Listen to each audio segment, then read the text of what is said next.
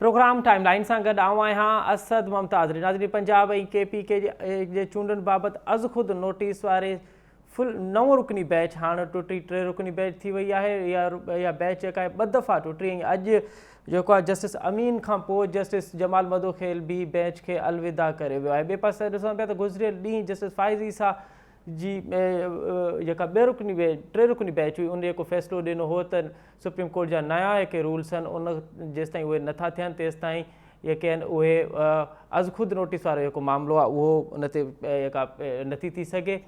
अॼु जो प्रोग्राम हिन समय असां इन ते ई ॻाल्हाईंदासीं त सुप्रीम कोर्ट में थिए छा पियो। हे जेको हदबंदी जेका धड़ियाबंदी असांखे जजनि जे विच में नज़र अचे पई ऐं ॿिए पासे ॾिसूं था पिया त जेका सियासी पार्टियुनि में नज़र अचे पई उहो हीउ मामिलो वञे काॾे पियो। छा हाणे जेका 3 रुकनी बैच आहे उहा क़ाइमु रहंदी या जेके इतला आहिनि त शायदि उहा बि टुटी पए। ऐं ॿियो त फुल कोर्ट जी जेका बार बार अपील कई पई वञे, अॼु बि पिणु फुल कोर्ट जी अपील कई वई, फुल कोर्ट न ठही सघी ऐं हिकु दफ़ो ॿीहर फुल कोर्ट जी जेका अपील उहा रद्द कई वई। त हीउ मामिलो वेंदो काॾे, अदालती महाज़ ते हीउ मामिलो काॾे वेंदो ऐं सियासी महाज़ ते काॾे वेंदो। अॼु प्रोग्राम जे हिन समय असां इन ते ई ॻाल्हाईंदासीं। असांजे प्रोग्राम में जॉइन कयो आहे पाकिस्तान जो मुमताज़ कानूनदान ऐं अॻूणो जस्टिस रिटायर्ड जनाब ख़्वाजा नवीद, ऐं उन सां गॾोगॾु असांखे जॉइन कयो आहे इस्लामाबाद मां टाइम न्यूज़ ऐं पंहिंजी अख़बार जो सीनियर सहाफ़ी जनाब ज़ुल्फ़कार गुरामाणी साहब। ज़ुल्फ़कार गुरामाणी साहब, अव्हां खां प्रोग्राम जो आगाज़ पिया कयूं त कीअं पिया ॾिसो गुज़िरियल ॾींहुं जेको कुझु सुप्रीम कोर्ट में थियो ऐं अॼु बैच जेका आहे उहा टुटी हाणे 3 रुकनी थी वई आहे, कीअं पिया ॾिसो हीउ मामिलो अव्हांखे काॾे वेंदे नज़र पियो अचे?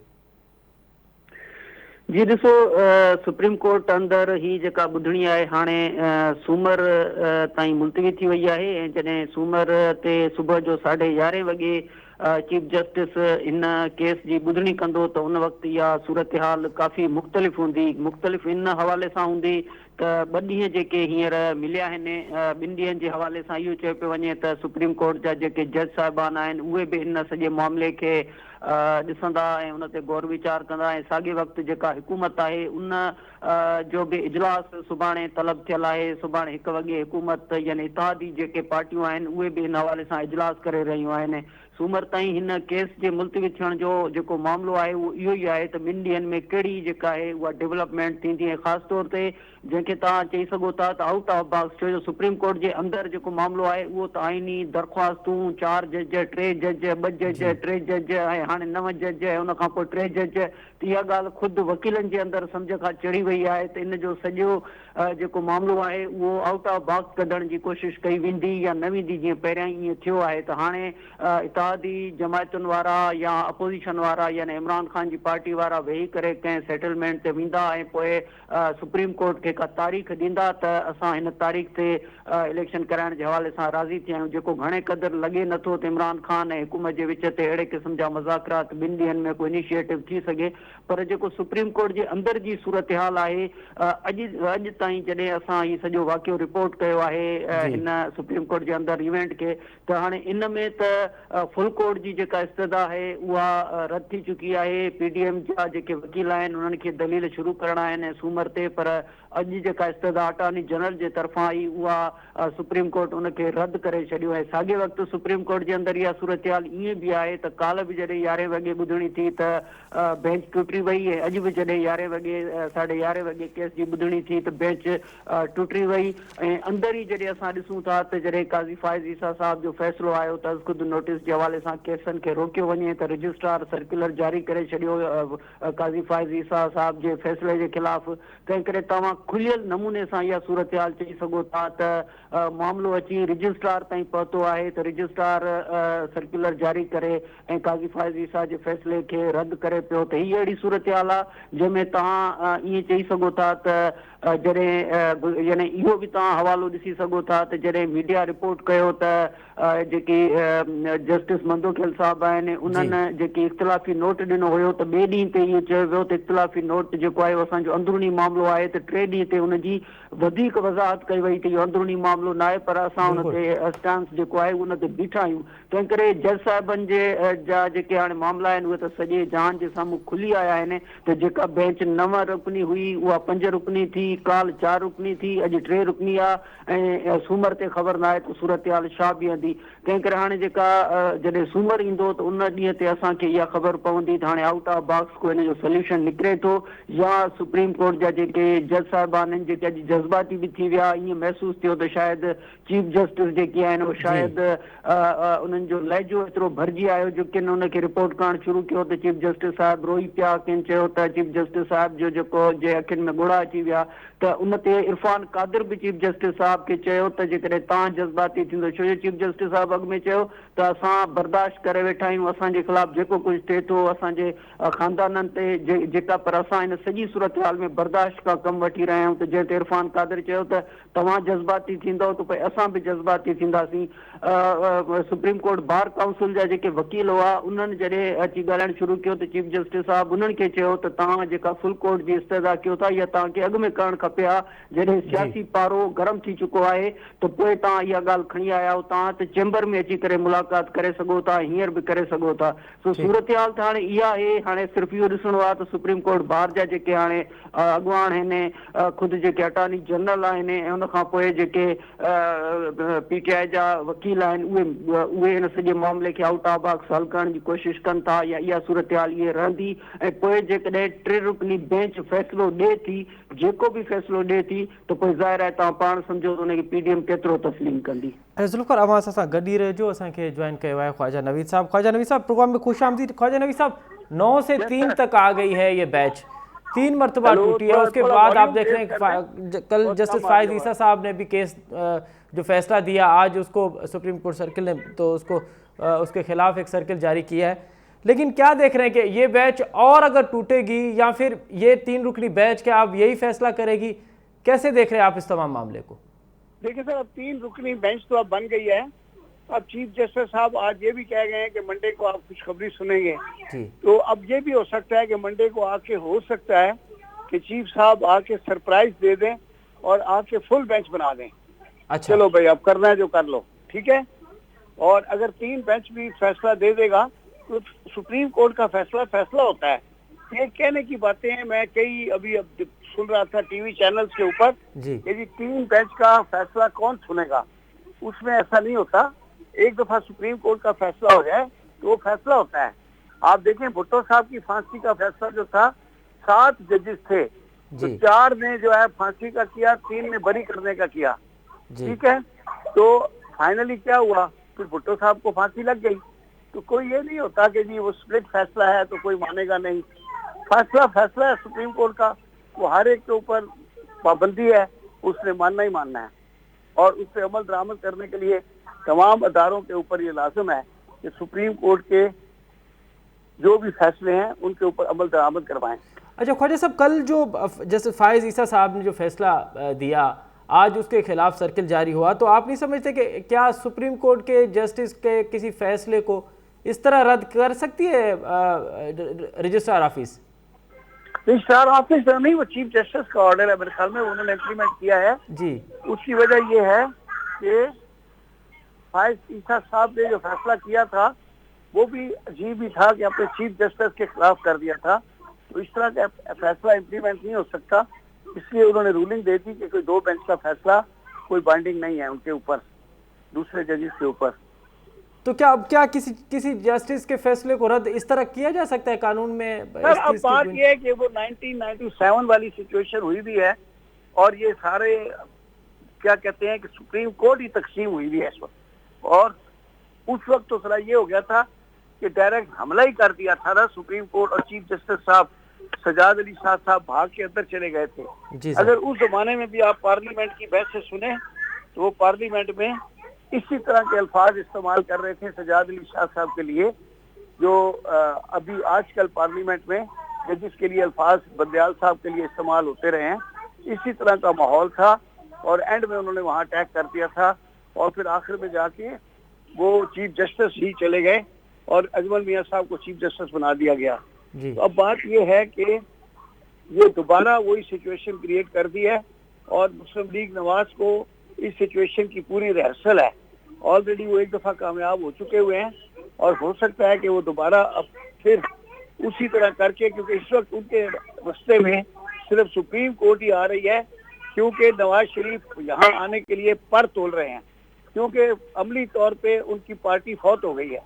मरियम ने अगरचे 2-4 जलसे किए हैं, वो आर्टिफिशियल जलसे थे, बंदे अपने जमा करके लाके वो बड़ी मेहनत से उन्होंने किए, तो असल में अवाम उनके साथ बिल्कुल नहीं है।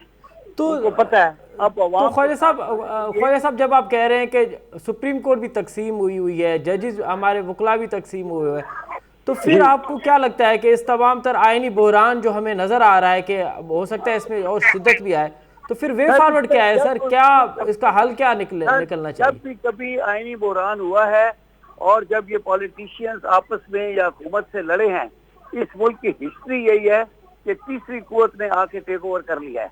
अच्छा। आप PNA की मूवमेंट देखे, उस वक्त अभी ये PDM की कितनी पार्टियां थी? 9 है। उस वक्त भी 9 सितारे थे, आपको याद है? आप छोटे होंगे उस वक्त। 9 सितारे थे, उसे PNA कहते थे, और वो सारे के सारे लड़ रहे थे भुट्टो साहब के साथ। भुट्टो साहब अकेले उनके साथ पूरे मुज़ाकरात कर रहे थे।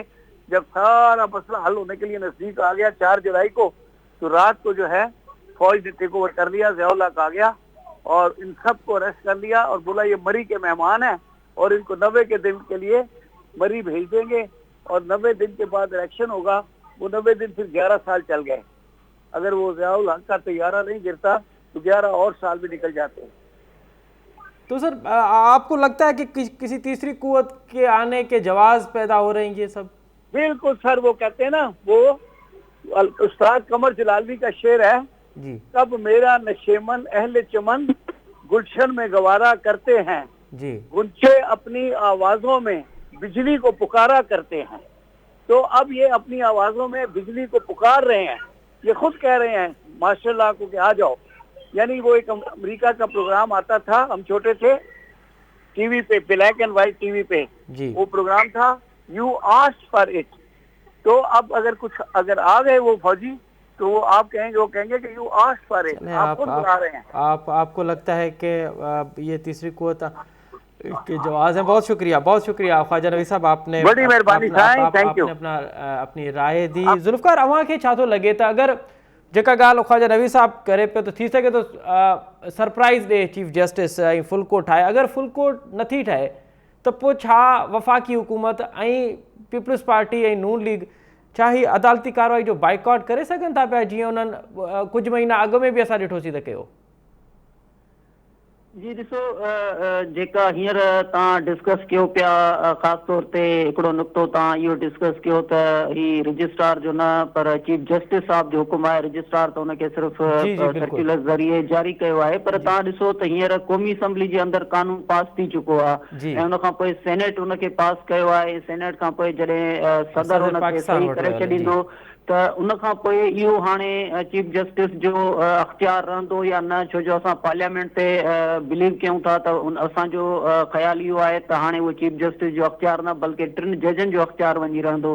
तंहिं करे जेकॾहिं उहो कानून पास थी थो वञे ऐं उनखां पोइ बि जस्टिस साहब रजिस्ट्रार जी मार्फत ई जेकॾहिं इहो चवनि था त इहो जस्टिस जो आहे, त पोइ बि तव्हां इहो ॿिनि इदारनि जे विच ते लड़ाई सम्झो न, जेकॾहिं इहा पोज़ीशन इहा अख्तियार कई वेंदी।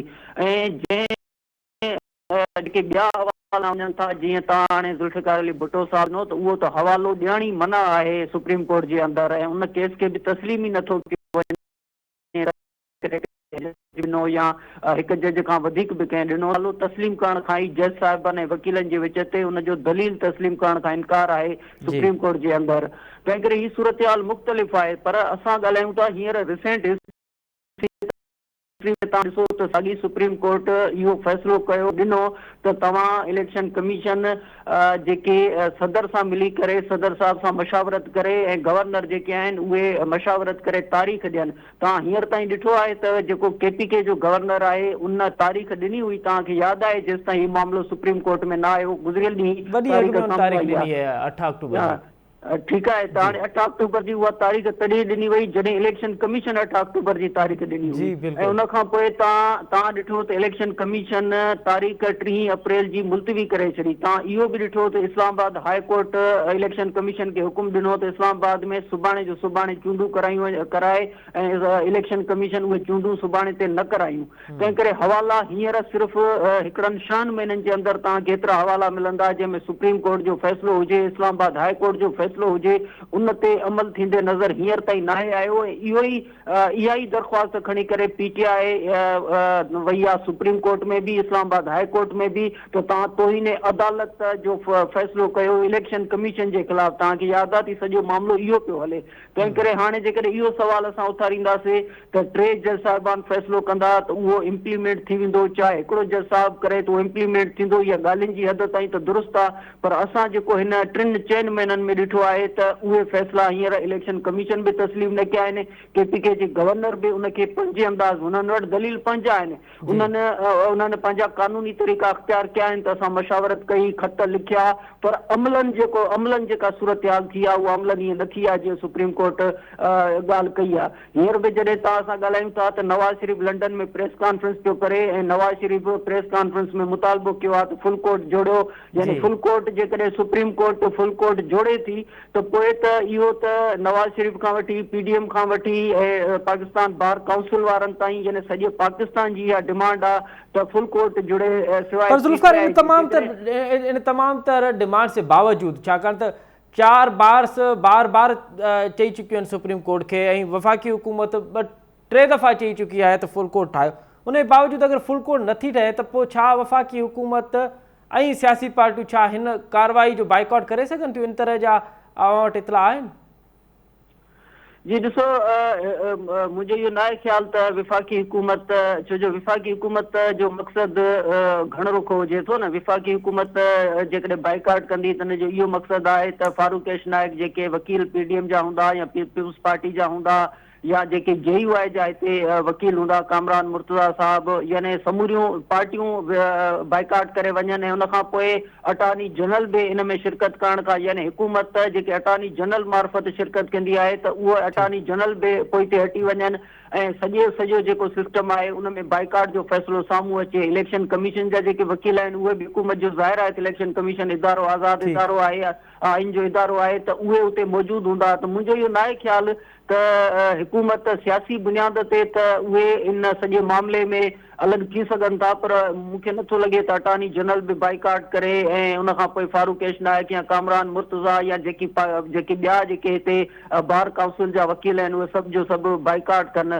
इहा सूरत हाल ईअं डेवलप शायदि न थी सघे, पर इन में जेको ओपिनियन हूंदो त ही 3 जज साहिबान जेकॾहिं फ़ैसिलो कंदा त पोइ हुन ते ज़ाहिर आहे त हिकिड़ो रद्द अमल ईंदो ऐं उहो फुल कोर्ट जोड़ण जी सूरत में तस्लीम PTI उनखे कंदी या न कंदी। ऐं जेकॾहिं टे जेकॾहिं जज साहिबान फ़ैसिलो अहिड़ो था ॾियनि जंहिं ते PDM खे PDM जे ओपिनियन सां उहो कंट्राडिक्ट थिए त PDM वारा उनखे तस्लीम कंदा या न कंदा, या पोइ उन ते ॿीहर साॻी सूरत हाल पैदा थींदी जेका अॻु में 3 अप्रैल जी थी ऐं उनखां पोइ 8 अक्टूबर ताईं वई। त मुंहिंजो इहो ख़्यालु आहे त जेकॾहिं अहिड़े क़िस्म जी सूरत हाल थींदी त पोइ असांखे साॻियो एक्शन रिप्ले नज़र ईंदो। वॾी महिरबानी ज़ुल्फ़िकार गुरमानी ख्वाजा नवीद, अवां ॿिन्हिनि मौज़ूअ महिमान जी वॾी महिरबानी। नाज़रीन, अवां तफ़सीली तौर ते ॿुधो सुप्रीम कोर्ट में छा पियो थिए ऐं सुप्रीम कोर्ट में सूमर वारे ॾींहं में इम्कानी तौर ते छा थियणो आहे त वक़्तु ॿुधाईंदो। ऐं ख्वाजा नवीद साहिबु चए थो थी सघे थो त चीफ जस्टिस इहो सरप्राइज़ ॾे फुल कोर्ट ठाहे। हाणे ॾिसणो इहो आहे त चीफ जस्टिस फुल कोर्ट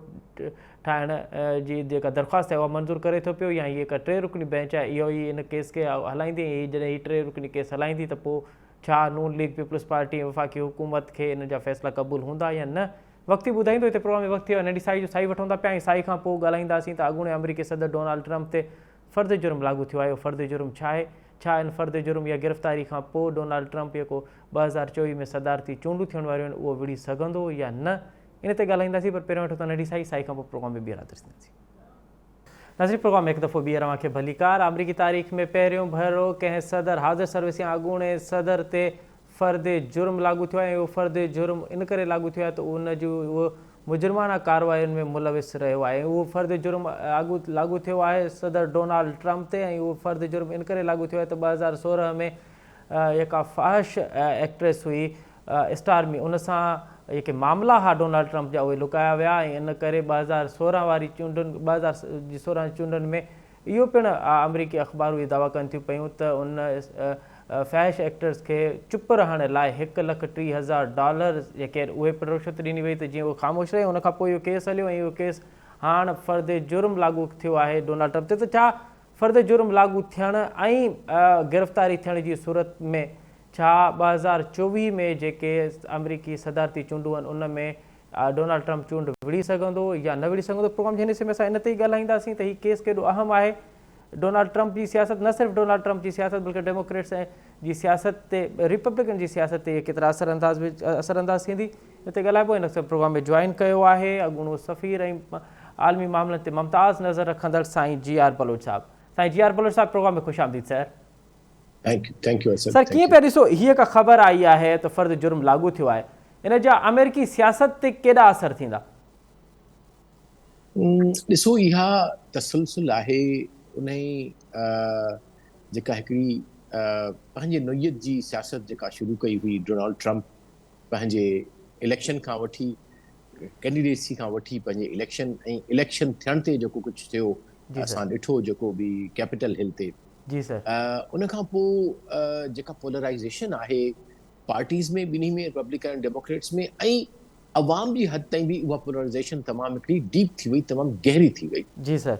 हाणे लेकिन इहा ॻाल्हि जेका आहे सा मोस्ट ऑफ द कानून, जेके कानूनदान आहिनि अक्सरियत जा अमेरिकन, उहे इहो चवनि था त डोनाल्ड ट्रंप ते काफ़ी सारा अहिड़ा इल्ज़ामात आहिनि जिन खे हू पूरो करे सघनि था, लेकिन जेसिताईं हू प्रेसिडेंट हो त हुनखे इम्यूनिटी हुई।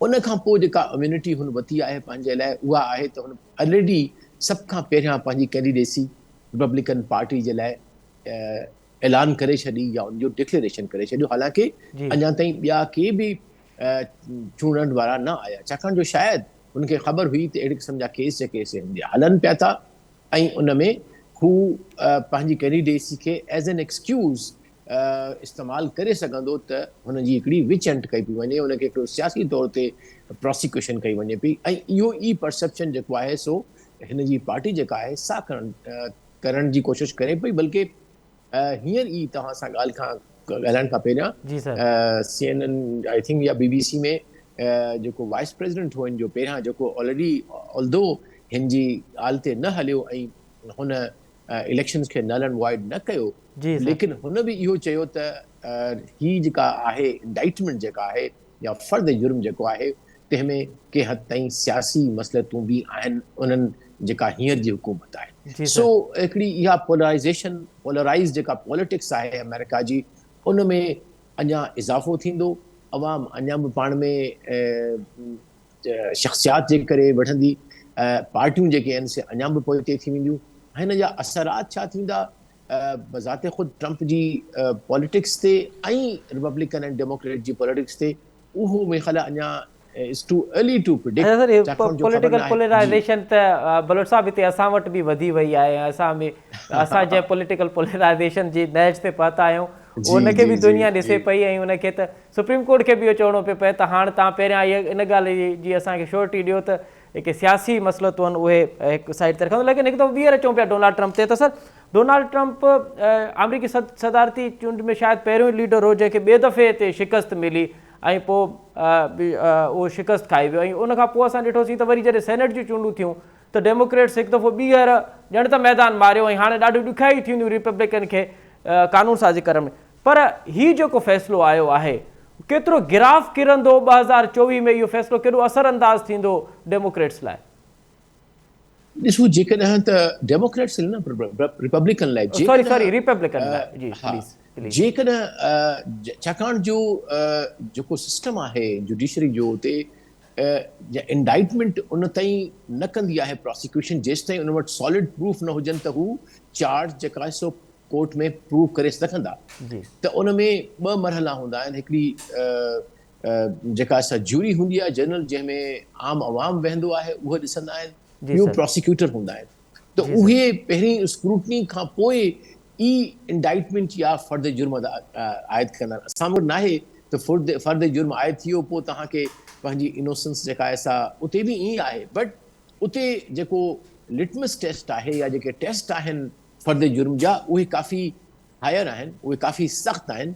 त इन जो मतिलबु इहो आहे त लॻे ईअं थो त प्रोसिक्यूशन वटि काफ़ी मज़बूत ऐं सॉलिड केस आहे, ऐं जेकॾहिं सॉलिड केस आहे, इहा अज़म्पशन असां वठूं था त हू वाकई इंडाइट थी थो वञे, हिनखे जेल जो टर्म थी थो वञे पियो। इट इज़ पॉसिबल, जेको मतिलबु बईदुल क़यास कान्हे का, छाकाणि जो हिकु दफ़ो त आहे इहा पोलराइज़ेशन, लेकिन एट द सेम टाइम उते हिकिड़ो रूल ऑफ लॉ आहे। ॾिसो न हाणे हिकिड़ो रूल ऑफ लॉ जो इहो तव्हां अंदाज़ो कयो त हिन जी अरेस्ट वारंट्स अची विया आहिनि ऐं हाणे जेका ख़बरूं अचनि पियूं ॿाहिरां त उन्हनि जा वकील जेके आहिनि उहे हींअर प्रोसिक्यूशन सां ॻाल्हाइनि पिया त कीअं वॉलंटरीली जेको आहे सो ही पाण जो अरेस्ट कोर्ट करे पंहिंजो पाण खे अथॉरिटीज़ जे हवाले करे। असां वांगुरु कोन्हे को त फौज मोकिलियो, रेंजर मोकिलियो, पुलिस मोकिलियो, उन्हनि खे हिक ॿिए खे मारियो, पथराव कयो, गोलियूं खाओ, गुलेलियूं हणो। नो, दैट डज़ंट हैपन। उते जेकॾहिं हुकूमत वक़्तु जेकॾहिं इहो डिटरमिन कयो आहे थ्रू दी प्रोसिक्यूशन ऐं थ्रू द ज्यूरी त भई हिन ते फर्द जुर्म आयद करणो आहे ऐं हिन खे जेको आहे सो अरेस्ट करणो आहे, सो दैट उन में लॉजिक आहे। लॉजिक इहो आहे त जेकॾहिं उहो माण्हू वरी ज़मानत वठे थो त वरी हू प्रोसेस ऑफ लॉ खे इन्फ्लुएंस करे थो। दैट इज़ अ लॉजिक कि जेकॾहिं तव्हां वटि अहिड़ा प्रूफ आहिनि प्रोसिक्यूशन में त हुन में हू सम्झनि था त असां 70-80% जेको श्योर आहियूं त असां